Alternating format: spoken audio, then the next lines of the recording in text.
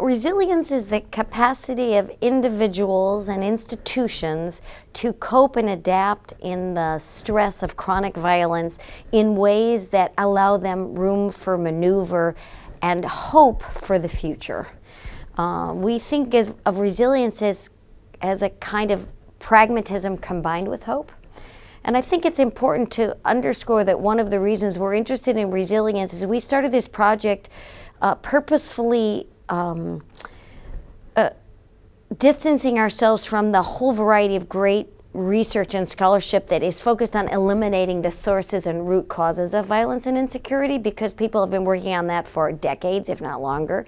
We knew that that was a Herculean task, so we thought, let's try to be more pragmatic and more grounded and see if there's room for change if we're a little more modest in our ambitions. So resilience, in a way, is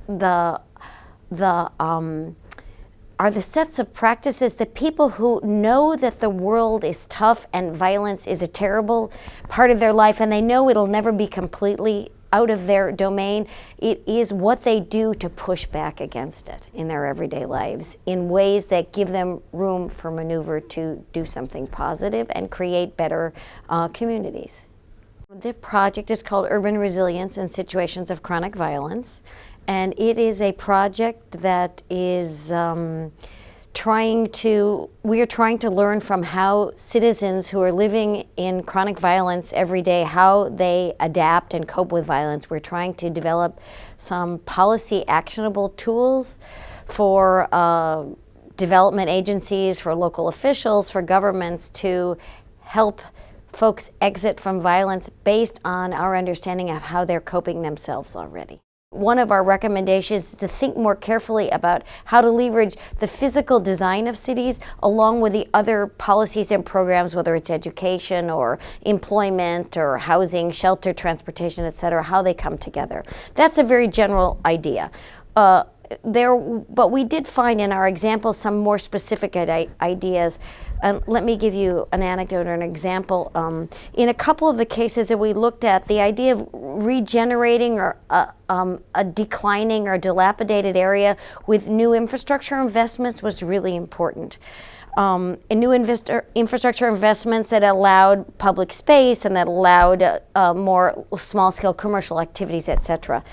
But we found that some types of urban investments are better than others in terms of generating resilience. So building big upscale mall-type areas, which is often the first thing that a local government, because they usually are probably working with a private developer, will do to try to upgrade an area, can really alienate local residents. It pushes out all the small-scale entrepreneurs that are creating that fabric of everyday interaction, and it alienates residents because they usually get displaced if these are successful projects. And that happened, for example, in Sao Paulo. A lot of money, government money and investment to upscale an area that ended up not being very successful because it was successful maybe during the day, violence reduced during the day, and at night, everyone left. It was big upscale, and the drug traffickers came back. As compared to Mexico City, another case we looked at, where they were small, targeted investments, targeted in space, very low cost, things like parks and widening streets and getting rid of vending, very small scale investments that created more social interaction.